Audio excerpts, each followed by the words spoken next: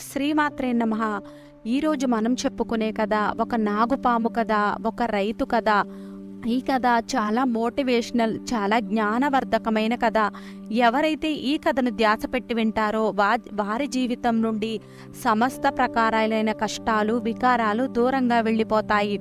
ఆ వ్యక్తికి ఎప్పుడూ కూడా పేదరికము అనేది రానే రాదు. ఎవరైతే ఈ కథను ధ్యాస పెట్టి వింటారో, పాము గురించైతే అందరికీ తెలుసు, పాము దగ్గర మణి కూడా ఉంటుందని. ఏ పాము దగ్గర అయితే మణి ఉంటుందో ఆ పాముని కోరికలు తీర్చే పాముగా చెప్తారు. మన ఛానల్ని మొదటిసారిగా చూస్తున్నట్లయితే ఛానల్ని సబ్స్క్రైబ్ చేసుకోండి. మీ ప్రేమను మన ఛానల్కు అందించండి. ప్రాచీన కాలంలో ఒక రైతు రోజు తన పొలంలో పని చేసుకోవడం కోసం వచ్చేవాడు. ఆ రైతు ఎద్దుల సహాయంతో నాగలితో పొలాన్ని దున్నుతూ ఉన్నాడు. పొలమంతా దున్నేశాడు, కానీ 4 మూల భాగాలు మాత్రము మిగిలిపోయాయి. ఎందుకంటే ఆ మూలలకి నాగలి వెళ్ళలేదు. మిగిలిన భాగాలన్నీ అయిపోయాయి, కానీ ఈ 4 భాగాలు ఉండిపోవడంతో ఈ 3 కోణాలను కూడా తను చేతితోని కొన్ని పనిముట్ల సహాయంతో వాటిని దున్నాడు. 3 భాగాలు అయిపోయాయి, 1 భాగం మాత్రమే మిగిలి ఉంది. 4వ భాగం దగ్గరికి వెళ్ళాడు. అక్కడ ఒక పుట్ట ఉంది. అది చాలా చిన్న పుట్ట. ఆ రైతు ఆ పుట్టపై కొట్టడం ప్రారంభించాడు. కొంతసేపటికి రైతు కొట్టగా ఆ పుట్ట పగిలిపోయింది. ఆ పుట్ట పగిలిపోయేసరికి ఆ పుట్టలో నుండి 2 పాము ముక్కలు అయిపోయి బయటకు వచ్చాయి.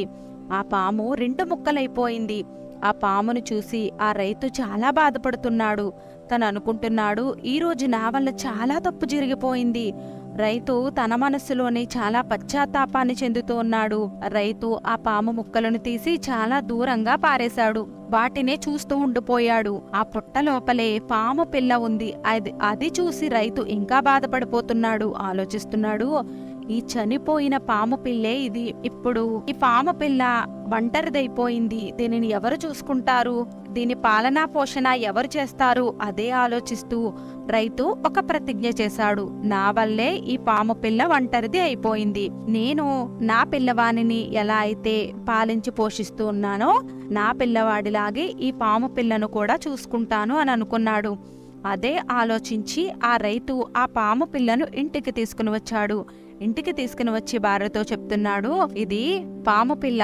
దీని తండ్రి నా చేతులలో చనిపోయాడు. అందువల్ల నా తప్పు సరి చేసుకోవడం కోసము ఈ పాము పిల్లను ఇంటికి తీసుకుని వచ్చాను. నేను దీనిని నా పిల్లవాడిలాగే చూసుకుంటాను. ఆ రైతుకి ఒక పిల్లవాడు ఉన్నాడు. తను చాలా చిన్నవాడు. ఇప్పుడు ఆ రైతు భార్య కూడా రైతు చెప్పే ప్రతి మాటను కూడా విని తను చాలా మంచిది, తను చాలా సాధారణంగా అనుకూలంగా ఉండేది. తను అంటుంది, ఒకటి మన పుత్రుడు, ఇంకొకటి పాము పిల్లవాడు. ఈ పాము పిల్లను కూడా మన పిల్లవాడిలాగే ప్రేమగా చూసుకుందాము. రైతు చేతిలో పాము చంపబడింది. ఆ పుట్టలోనే ఈ పాము పిల్ల ఉంది. అప్పుడు నాగిని ఆ పుట్టలో లేదు. రైతు పాము పిల్లను తీసుకుని వచ్చేశాక నాగిని ఆ పుట్ట దగ్గరకు వచ్చింది. నాగిని చూసేసరికి తన భర్త పాము మరణించి ఉంది. 2 ముక్కలు అయిపోయి ఉంది. అది చూసి పాము చాలా బాధపడుతూ ఉంది, ఏడుస్తూ ఉంది, అరుస్తూ ఉంది. ఆ నాగిని ఆ పుట్ట లోపలికి వెళ్ళి తన పిల్లవాడిని వెతుక్కుంది. ఆ నాగినికి తన పుత్రుడు కూడా కనిపించలేదు. ఇప్పుడు నాగిని ఇంకా బాధపడిపోతూ ఉంది, చాలా ఏడుస్తుంది, అరుస్తుంది. ఎందుకంటే తన కుటుంబం మొత్తము చెదిరిపోయింది. ఒకటి తన భర్త చనిపోయాడు, తన బిడ్డ కనిపించడం లేదు. ఇప్పుడు ఆ నాగిని ఆలోచిస్తుంది, ఎవరైతే నా భర్తను చంపారో వాడే నా పుత్రుని కూడా చంపి ఉంటాడు. అదే తలుచుకుంటూ ఆ నాగిని ఏడుస్తూ ఉంది, గట్టిగా అరుస్తూ ఉంది. చివరికి నాగిని ఒక ప్రతిజ్ఞ చేస్తోంది, తన భర్తని ఎవరైతే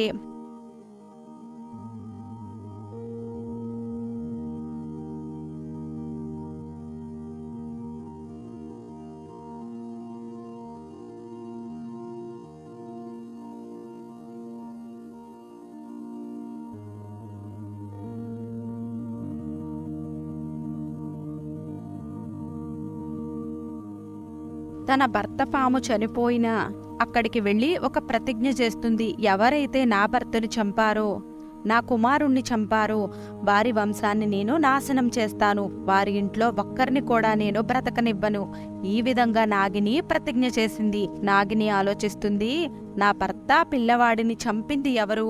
రెండవ రోజు రైతు తన పొలంలోనికి వచ్చాడు. మిగిలిన భూమిని దున్నుతున్నాడు. తను ఏదైతే మూలలు తప్పడానికి ఆయుధాన్ని ఉపయోగించాడో అదే ఆయుధంపై పొలంలో దున్నుతున్నాడు. ఆ ఆయుధంపై పాము రక్తం ఉంది. పాము ఆ రైతు ఆయుధంతో భూమిని దున్నుతూ ఉంటే ఆ నాగిని దృష్టిలో ఆయుధంపై పడింది. చూసేసరికి దానిపై రక్తం ఉంది. ఆ ఆయుధంపై ఉన్న రక్తాన్ని చూసి ఇతనే ఆ రైతు, నా బిడ్డ ఇంకా భర్తని చంపాడు. నాగినికి అర్థమైంది, నా భర్త బిడ్డ మరణించడానికి కారణము ఎవరు అని. ఇప్పుడు నాగిని తన ప్రతిజ్ఞను పూర్తి చేసుకోవాలి అని అనుకుంది. నాగిని ఆలోచించడం ప్రారంభించింది. ముందు ఈ రైతు ఇల్లు కనుక్కోవాలి, దాని తర్వాత నేను వీరింట్లో ఎంతమంది ఉన్నారో తెలుసుకోవాలి, ఆ తర్వాత ఒక్కొక్కరిని చంపాలి అని అనుకుంది. ఆ రోజు ఆ రైతు సాయంత్రము పొలం పని పూర్తి చేసుకుని తన ఇంటికి వెళుతూ ఉన్నాడు. ఆ రైతు వెనకాలే రైతు ఇంటికి వెళుతుంది నాగిని. రైతు ఏ విధంగా అయితే తన ఇంట్లోనికి వెళతాడో అదే విధంగా నాగిని కూడా రైతు ఇంటి వరకు వెళ్ళిపోయింది. రైతు ఇంటి లోపలికి వెళ్ళగానే రైతు భార్య తలుపులు వేసేసింది. నాగిని బయట ఉంది. నాగిని రైతు ఇంట్లోనికి ప్రవేశించడానికి దారి ఏమైనా ఉందా అని చూస్తూ ఉంది. తనకి ఏ దారి కనిపించలేదు. నాగిని వారి గుమ్మం ఎదురుగా కొద్దిగా చెత్తపడి ఉంటే ఆ చెత్తలో దూరింది. ఎప్పుడు రైతు తలుపు తీస్తాడా అని ఎదురు చూస్తూ ఉంది. నేను ఎప్పుడు వారి ఇంటి లోపలికి ప్రవేశించాలి అని. కొద్ది సమయం అయిన తర్వాత రైతు భార్య తలుపులు తీసింది. కొద్దిగా పని మీద ఇంటి నుండి బయటకు వెళ్ళింది. అదే సమయం అనుకుని నాగిని ఇంటి లోపలికి ప్రవేశించింది. నాగిని లోపలికి వెళ్ళగానే రైతు కుమారుడు నాగినికి కనిపించాడు. తాను ఉయ్యాలలో ఉన్నాడు. నాగిని అనుకుంది, నేను ముందు ఈ రైతు కుమారుడినే చంపేయాలి, అప్పుడే అతనికి తెలుస్తుంది పుత్ర వియోగం ఎలా ఉంటుంది అని. అదే ఆలోచిస్తూ నాగిని ఉయ్యాల వైపు వెళ్ళింది. రైతు బిడ్డను కాటేసింది. ఆ నాగిని కాటు వేసి బయటకు వెళ్ళిపోతూ ఉంటే రైతు చూశాడు. వెంటనే రైతుకు అర్థమైంది తను చంపిన పాముకి సంబంధించిన నాగినియే అని. వెంటనే తను అనుకున్నాడు తన కుమారుడికి ఏదో ఒక హాని చేసే ఉంటుంది అని. ఆ నాగిని అని అనుకుంటూ ఉయ్యాల వైపు వెళుతూ ఉన్నాడు. ఇంతలో రైతు భార్య ఇంట్లోకి వస్తూ పాము వెళ్ళడాన్ని చూసింది. తను కూడా ఆ విధంగానే అనుకుంది, ఈ నాగిని నా బిడ్డకు ఏదో హాని చేసింది అని అనుకుంటూ తను కూడా ఉయ్యాల దగ్గరకు పరుగులు తీసింది. ఇద్దరు ఉయ్యాల దగ్గరికి వెళ్లి చూసేసరికి నాగిని పిల్లవాడిని కాటు వేసేసి ఉండడం చూసి ఆ భార్య భర్తలు ఇద్దరూ కూడా చాలా చాలా బాధపడుతూ ఉన్నారు. చాలా ఏడుస్తూ ఉన్నారు. తన పిల్లవాడిని ఒడిలోనికి తీసుకుని అక్కడికి ఇక్కడికి తిరుగుతూ ఉన్నారు. ఆలోచిస్తూ ఉన్నారు, రాజ్య వైద్యునితో నా బిడ్డకు వైద్యం చేయించాలి అని. రాత్రి సమయం అవ్వడం వలన రాజవైద్యులు లేరు. ఆ కాలంలో హాస్పిటల్స్ లేవు, వైద్య వ్యవస్థ లేదు. పిల్లవాడి ఒళ్ళంతా కూడా విషం పాకింది. పిల్లవాడి నోటిలో నుండి నురగలు వస్తూ ఉన్నాయి. పిల్లవాడి కళ్ళు నీలంగా మారిపోయాయి. ఒళ్ళంతా కూడా నీలంగా మారిపోయింది. మెల్లిమెల్లిగా పిల్లవాడి ఒంటిలో నుండి ప్రాణం వెళ్ళిపోయింది. ఇద్దరు భార్యాభర్తలు కూడా ఏడుస్తూ ఉన్నారు. రైతు అనుకుంటున్నాడు, నాగిని తన భర్త ప్రాణాలకు బదులుగా నా బిడ్డ ప్రాణాలను తీసుకుంది. ఇప్పటి నుండి నాగిని పుత్రుడే నా పుత్రుడు అనుకుంటాడు. తనతోనే మా భార్యాభర్తల జీవితాన్ని గడుపుతాము. ఎందుకంటే నాగిని పుత్రుడు మా దగ్గర ఉన్నాడు కదా, మా పిల్లవాడిలాగే చూసుకుందాము. అప్పటి నుండి రైతు భార్య నాగిని పుత్రుణ్ణి చాలా ప్రేమగా చూసుకోవడం ప్రారంభించారు. తన ప్రతి అవసరాన్ని తీరుస్తూ ఉన్నారు. భార్యాభర్తలు ఇద్దరూ కూడా ఆ నాగిని పిల్లవాడి సేవను చేసుకుంటూ ఉన్నారు. తననే వాళ్ల పుత్రుల్లా చూసుకుంటూ ఉన్నారు. కొన్ని రోజులు గడిచిన తర్వాత నాగిని మళ్ళీ రైతు ఇంటికి వచ్చింది. వచ్చి నాగిని ఈసారి రైతును చంపాలి అనే ఆలోచనతో వచ్చింది. ఎవరైతే నా భర్తను చంపారో, ఎవరైతే నా కొడుకుని చంపారో నేను ఈరోజు వాడినే కాటేస్తాను. అదే ఆలోచిస్తూ రైతు ఇంట్లోనికి ప్రవేశించింది నాగిని. రైతు ఇంట్లోనికి ప్రవేశించి చూసేసరికి రైతు భార్య ఒక పాము పిల్లకి పాలు పట్టిస్తూ ఉన్నారు. చాలా ప్రేమగా పట్టిస్తూ ఉన్నారు. బాబు బాబు అంటూ చాలా ప్రేమగా చూసుకుంటూ ఉన్నారు. అది చూసి పాము ఆలోచనలో పడిపోయింది. నాగిని అనుకుంటుంది, రైతు భార్య నా కొడుకుకే కదా పాలు తాగిస్తున్నారు. నాగిని తన పుత్రుణ్ణి గుర్తుపట్టింది. తను ఇది నా కొడుకే, నా పిల్లవాడిని రైతు భార్య వాళ్ళ సొంత పిల్లవాడిలాగా చూసుకుంటున్నారు. అది చూసి నాగిని ఆశ్చర్యపోయింది. తను అనుకుంటుంది, నేను ఈ ఇంటిపై పగ తీర్చుకోవడం కోసం వచ్చాను. నేను రైతు ఇంట్లో అందరినీ చంపేయాలి అని అనుకున్నాను, ఒక్కరిని కూడా ప్రాణాలతో వదలకూడదు అని. కానీ రైతు భార్య చాలా దయ కలిగిన వారు, ధార్మికమైన ప్రవర్తన కలిగిన వారు. వారు నా పిల్లవాడిని తన పిల్లవాడిలాగా చూసుకుంటూ ఉన్నారు. అది చూసి నాగిని కళ్ళ నుండి నీళ్లు వస్తూ ఉన్నాయి. తను పశ్చాత్తాపడింది. ఇప్పుడు నాగిని రైతు ఇంటి నుండి వెనక్కి వెళ్లిపోయింది.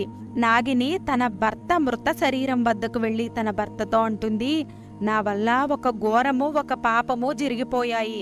రైతు వల్లే మీ మృత్యువు రైతుకు తెలియకుండానే జరిగిపోయి ఉండవచ్చు. కానీ నేను ఏమీ ఆలోచించకుండా రైతు పుత్రుణ్ణి కాటు వేశాను. దానివల్ల ఇప్పుడు నేను చాలా పశ్చాత్తాపడుతూ ఉన్నాను. రైతు భార్య ఇద్దరూ కూడా ధార్మిక ప్రవర్తన కలిగిన వారు. మన పుత్రుడిని వారి సొంత బిడ్డలాగా చూసుకుంటూ ఉన్నారు. ఇప్పుడు నాగిని చాలా చాలా బాధపడుతూ ఉంది. తను చేసిన తప్పుకి పశ్చాత్తాపడుతూ ఉంది.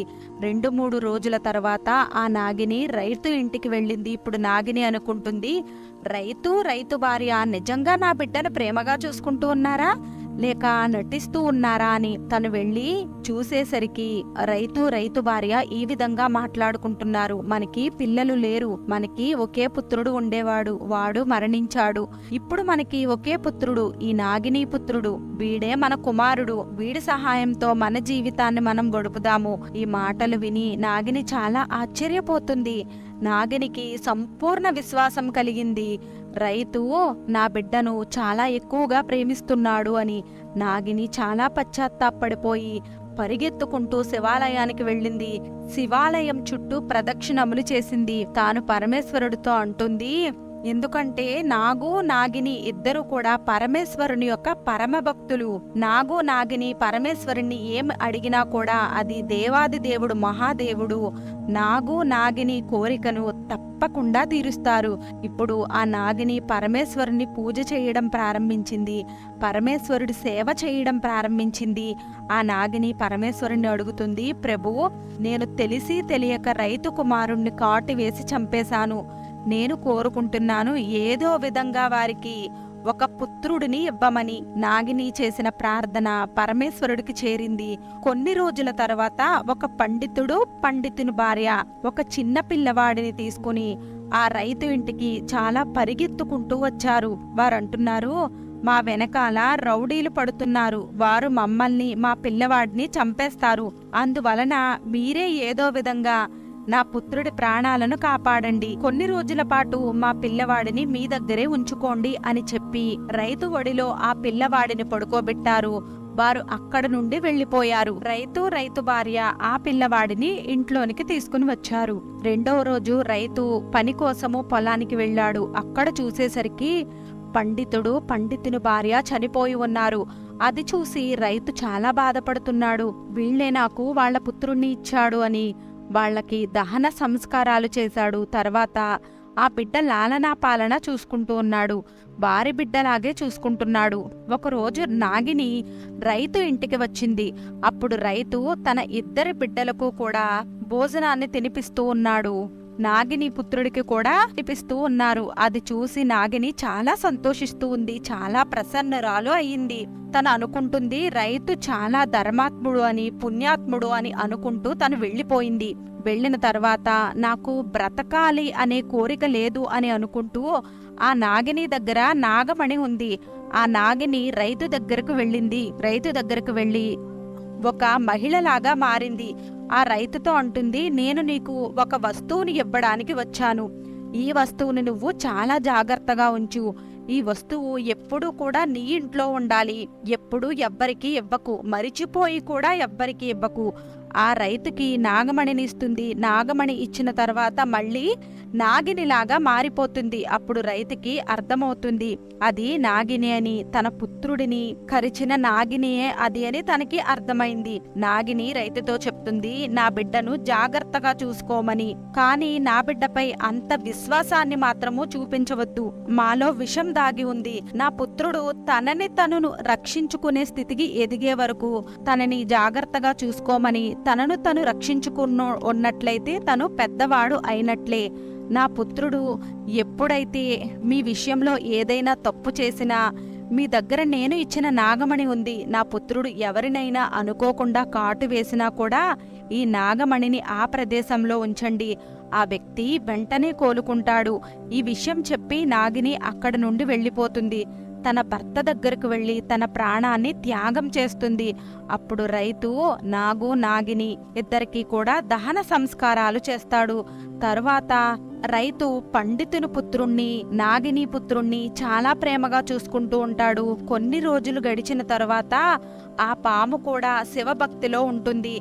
తనకి కూడా నాగమణి లభిస్తుంది. అప్పుడు ఆ నాగిని పుత్రుడు కూడా మనిషి రూపంలోనికి మారుతాడు. అప్పుడప్పుడు తల్లిదండ్రుల దగ్గరకు వచ్చి వెళుతూ ఉంటాడు. అంటే రైతు ఇంటికి వచ్చి వెళుతూ ఉండేవాడు. ఆ రైతుకి ఎటువంటి లోటు లేదు. ఆ రైతు ఎప్పుడూ కూడా ధర్మ పుణ్యాలపై విశ్వాసాన్ని ఉంచుతూ ఉండేవాడు. ఈ వీడియో నచ్చినట్లయితే లైక్ చేయండి.